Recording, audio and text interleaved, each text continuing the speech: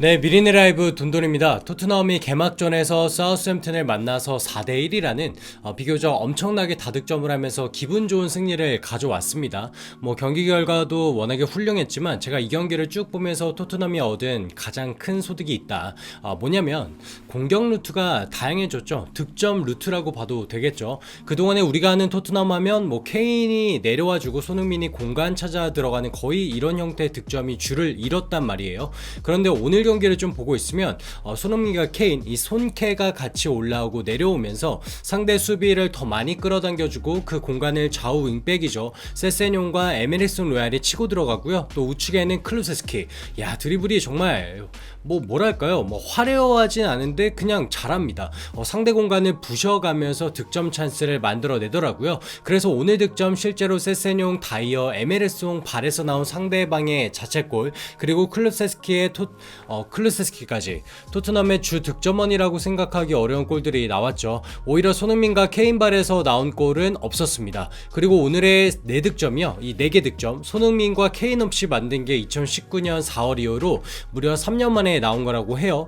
또 2019년 하니까 다이어 있잖아요. 손흥민 선수가 지금 올려줘가지고 헤딩골 넣었던 이 다이어의 골도 2019년 5월 이후에 리그에서 3년 만에 골이라고 합니다. 여러모로 토트넘의 득점에 대한 기록들이 마구 쏟아졌다. 득점 루트라는 게 다양해졌다. 이게 큰 소득이고요. 앞으로의 토트넘을 더욱더 기대하게 만드는 긍정적인 신호라고 생각이 됩니다. 다만 이번 영상에서는 손흥민 선수에 대한 이 쓸데없는 비판, 이런 것들이 좀 보여서 반박 내지는 제 생각을 좀 전달드리면 어떨까 싶어서 조심스럽게 카메라를 켰습니다.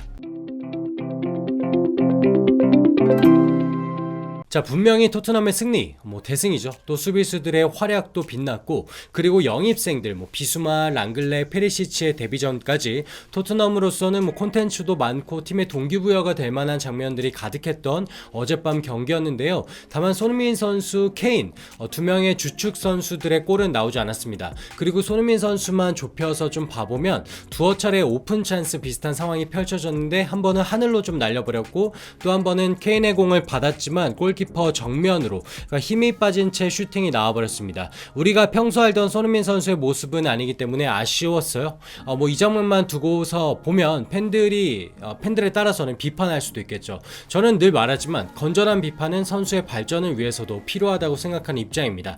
다만 저를 포함해서 축구팬들의 눈살을 찌푸리게 만드는 손흥민 선수에 대한 억지 비판들이 지금 나오고 있다. 그것도 같은 국적을 소유하고 있는 우리나라에서 이 도를 넘어서는 비판이 나오고 있다는 겁니다. 물론 저도 압니다. 그냥 관심 받으려고, 혹은 익명이니까 이 익명을 이용해서 그냥 아무 소리나 하는 축구팬들도 있겠죠. 그리고 이런 거 일일이 신경 쓰고 대응하는 것도 어쩌면 그들을 더 신나게 만드는 걸 수도 있고 피차가는 시간 낭비겠죠. 다만 조금 눈에 띄는 건 이런 분들이 있더라고요. 교묘하게 비판하시는 분들이 있어요.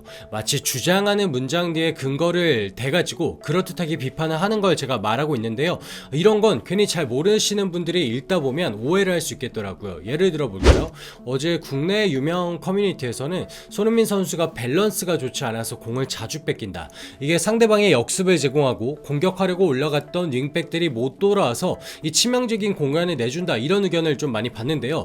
근데요, 숫자로 얘기해 볼까요? 손흥민 선수가 어제 경기했던 그 수치를 가져와 봤어요. 밸런스가 드러나는 지표 중에 그라운드에서 경합을 성공하는 횟수가 있습니다. 이게 단적으로 무게중심이나 혹은 자리 선정, 밸런스, 피지컬을 가늠해 볼 수 있는 지표잖아요. 밸런스가 좋다고 알려졌던 클룹세스키가 지금 보니까 11번을 경합해서 5번을 가져왔어요. 거의 반절이죠. 물론 이 정도도 공격수로서 훌륭한 거라고 저는 보여집니다. 자, 그 다음은 피지컬로 유명한 해리케인. 해리케인이, 놀라지 마세요, 6번 부딪혀서 모두 실패했습니다. 놀랍죠? 근데요, 이거는 팩트입니다. 그러면 손흥민 선수 어떨까요? 지금 보면 5번을 선수 간에 부딪혀가지고 4번을 성공합니다. 그러니까 지금 이게 80%의 확률로 공을 지켜낸 거죠. 자, 어떻습니까? 밸런스가 가장 안 좋다고 우리가 지금 비판하고 있는 이 손흥민 선수인데 오히려 지표로 보면 압도적인 거예요. 그러면 적어도 어제 경기를 보고서는 이런 말은 하면 안 되는 거 아닐까요? 자, 그리고 굳이 밸런스가 아니더라도요, 어제 제가 보면 통계 지표로 내는 평점 사이트 있죠. 소파스코어. 이 소파스코어에서 보더라도 손흥민 선수는 팀에서 2번째로 평점이 높았습니다. 여기는 기자들의 사견보다도 전반적인 선수의 스탯, 활약도를 근거로 평점을 내는 곳이니까 뭐 좀 더 정답이다 아니다 이걸 떠나서 객관적인 지표로만 봐도 손흥민 선수가 어제 경기 못했다도 아니고 심지어 잘했다고 보는 게 맞을 것 같죠. 자, 근거 없는 비난, 물론 일부 몰지각한 분들의 의견도 있겠지만 다른 시각으로는 이런 게 있습니다. 손흥민 선수가 지난 시즌 어떤 성과를 이뤘나요? 네, 득점왕을 했습니다. 최고의 리그라고 불리는 프리미어리그에서 무려 득점왕을 한 겁니다. 따라서 이 선수에 대한 기대치는 지금 상상 이상으로 올라갔다고 보시는 게 맞아요. 그래서 분명 공격 포인트를 올린 어제 경기였음에도 불구하고 득점을 못한 거니까 뭐 시원한 맛이 좀 없고 못한 것처럼 보이는 효과가 있다라는 거죠. 월드클래스에 근접한 선수라면 뭐 응당 겪게 되는 일 중에 하나일까요? 메시나 호날두는 실제로 늘 한 골씩을 넣고도 못한다는 평가를 들을 때가 많았습니다. 그래서 유명 매체죠. 90min 이 90분 이쪽 여기에서는 손흥민 선수에게 평점을 5점을 주면서 그 이후로 평소와 같은 강렬함이 부족했다라고 달았습니다.